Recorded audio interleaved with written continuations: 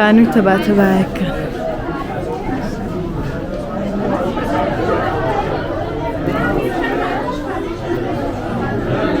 آش صفا صفي كلينين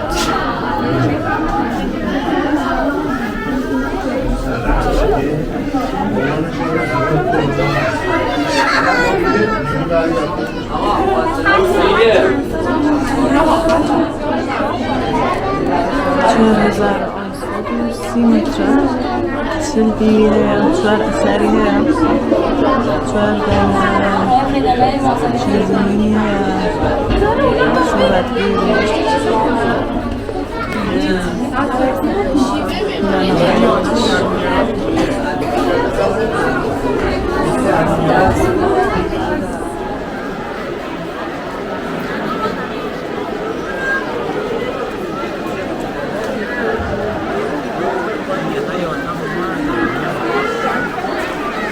دورة يا إيران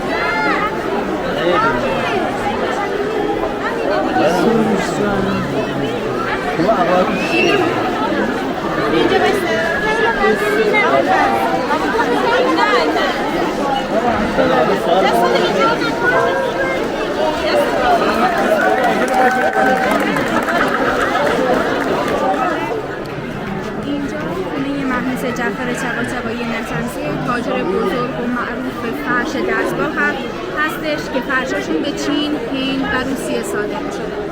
معماری اینجا گودال باغچه و درونگراست و متقارن هستش. طرف پشت سری که می‌بینید پنجدریه که خود افراد خانواده طباطبایی زندگی می‌کردن و 4 تا حیاط داره که اندرونی بزرگ 4 تا پسر و عروسیشون زندگی می‌کردن، اندرونی کوچیک دختر و دامادشون. این قسمت میشه؟ بله این قسمت. پایین پنجدری سردابه به خاطر بادگیر و نایکش هایی که وجود داشته. فصل تابستان سرداب هواش خنک می‌شده و مهمانیاشون اینجا می‌گرفتن. دو طرف سرداب پیرنشینه که افراد پیری همه پله رو نمیتونستن برن پایین، طرف پیرنشین میشستن و مهمانی رو تماشا می‌کردن. طرف شب اتاق‌های زمستانه با سقف کوتاه و پیش بخاری نمی‌مونه. اینجا اتاقاش هم چیز نداره؟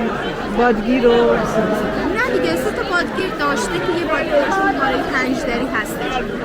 طرف متقارنشون میشه اتاق‌های تابستانه که سقف بلندی داشته و از این طرف حیاط در داشته، هم حیاط اصلی و هم حیاط خدمه. سقف‌های بلند داشته. زمان تابستون که میشده درها رو که باز میکردن داخل اتاق‌ها هوا خنک میشده.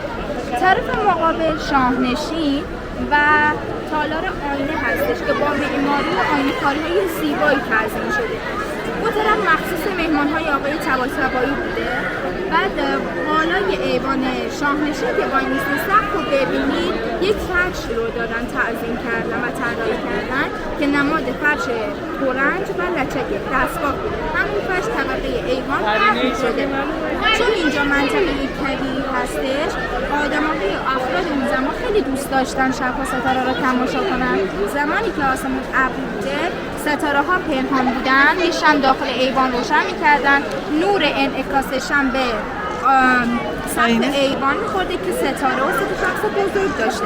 یه آسمون مصنوعی برشون ایجاد میشده. وقتی وسط ایوان شاهنشین و وایسین دو طرف متقارن قرار بدین، این گوشوارها اتاقها برای خدمه مهمان ها ازشون پذیرایی کردن. 2 تا حیاط داشته که بهش میگفتن نورخانه تاپیون یا پانسیون که فصل بهار ازش استفاده میکردن. چون معماری اینجا گفتم حجاب دار و درونگرا هستش، وقتی طبقه پایین و آقایون میشستن و طبقه بالا خانوم ها هیچ دیدی نسبت خانوم آقایون با هم دیگه نداشتن. بعد حیاط خدمه شامل سرداب. حیاط خدمه کجا میشه؟ این طرف میشه، طرف اتاقای تابستانه میشه. داخل سرداب داشته، مطبخ و دستشویی و ظرفشویی بوده. کلاً افراد خدمه یه منطقه حیاط خونه یه سوا جداگانه‌ای داشتن که اونجا زندگی می‌کردن. بالا استبل وجود داشته و دور از خونه فضای خونه بوده. بله، به خاطر اینکه بوی نامطبوع اسباب داخل خونه میاد، استبل بالا ساختن و همسط توش هم هست. قدمت اینجا برمیگرده حدود 200 سال پیش، یعنی اواسط دوره ناصرالدین شاه و دوره محمدشاه قاجار.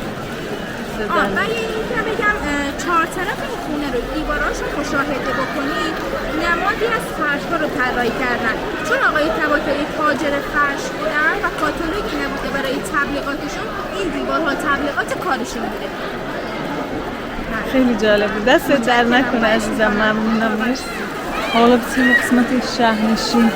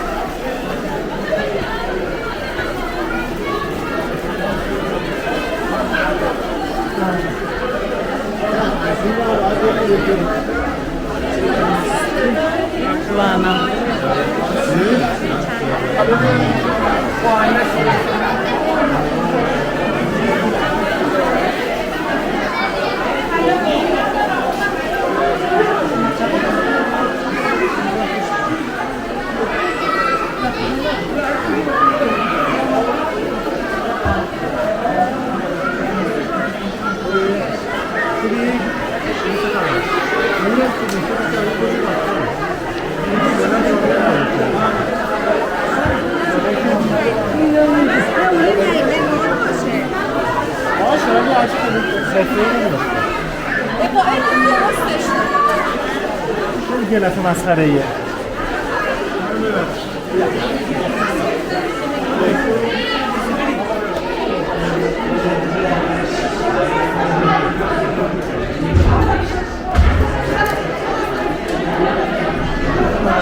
Zor başım. Sapıkışı yağlı ya. Öyle bu kadar güzel istiren yoklar.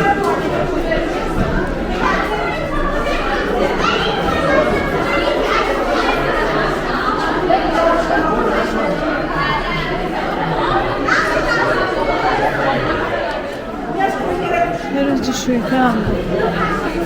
Genel bu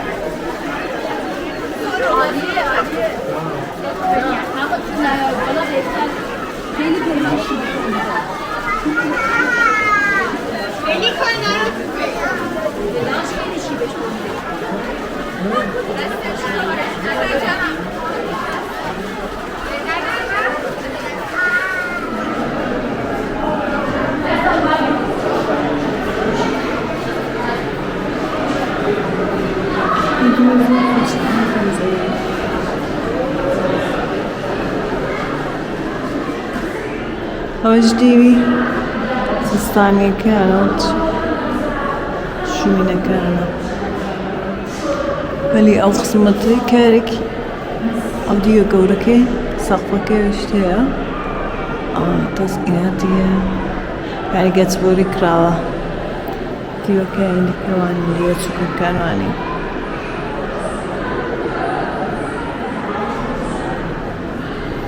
سور گوره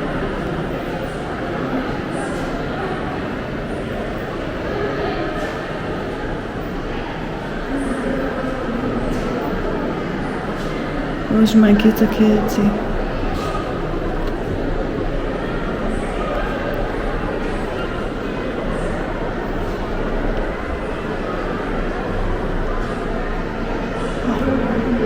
قسمة شهرنشینه که تیرا که توی نیره وله استالو قسمتين كدستانية أو قسمة الشتاء بس أي هاوينة يعني وبشتوشي كابو خدم كيبو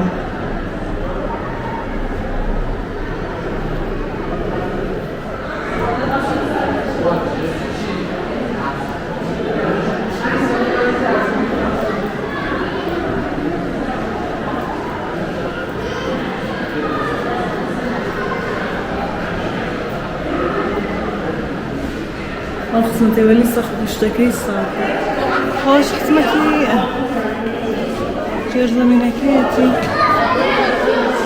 جر زمینکی شکو طبقه طبقه سلام این چوبه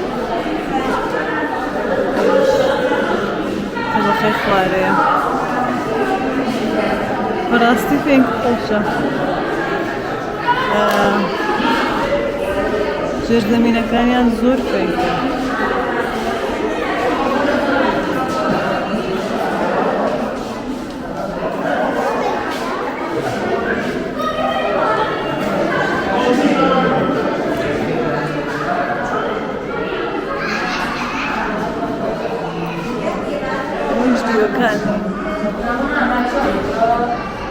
آره دیگه قاجار خب دیگه زمان قاجار قاجار شد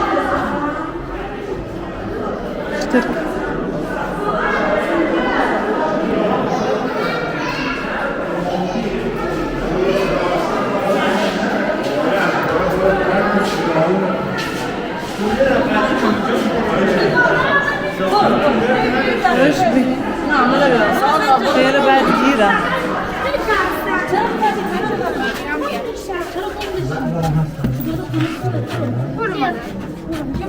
آره شما برو دست بده من الان باد داره میاد. آره بیا اینجا.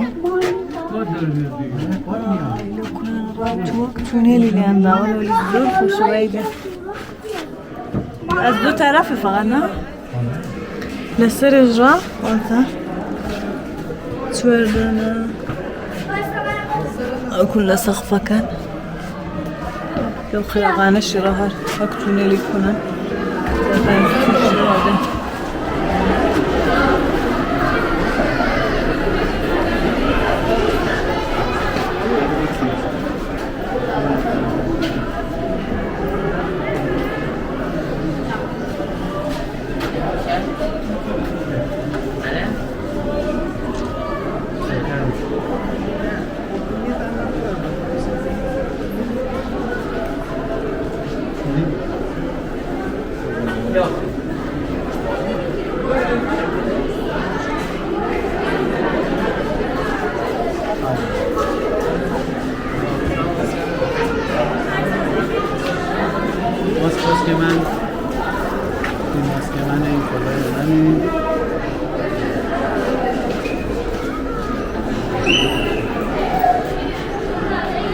Diego kuli lagayta batabayos na kibo.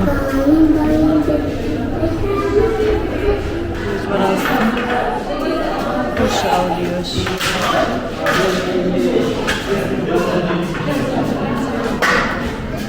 Güzel.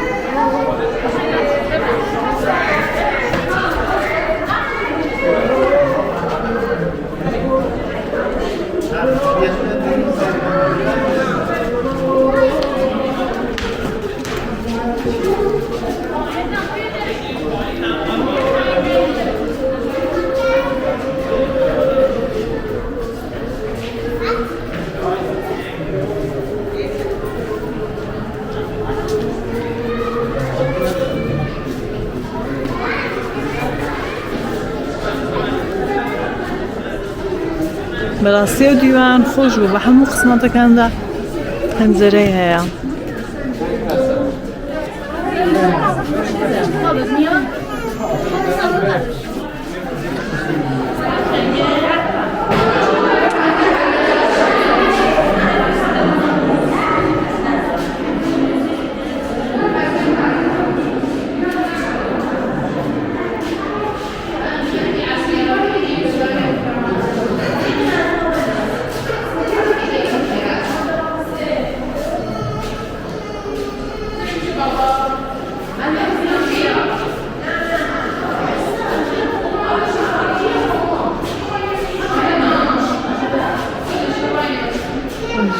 دیوی همین هم اینجا حیات خدم هست که این قسمت اون سه چیزه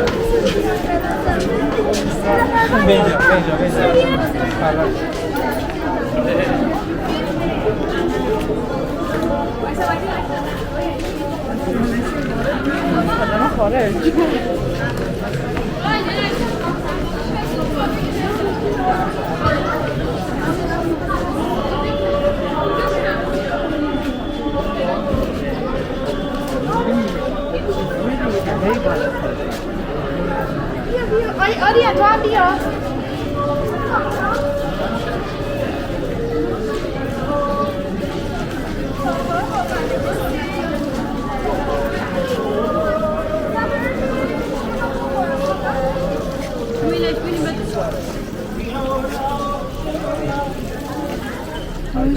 مندركي خانوكي بطريقة رائعة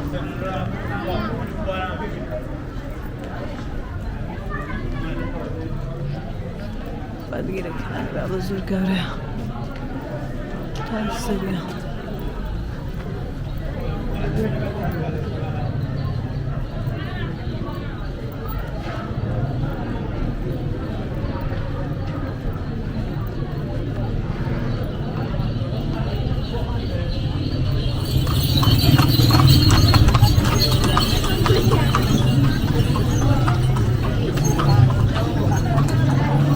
بكارسكي وابزع مشي تاريخي كده كمان شرمان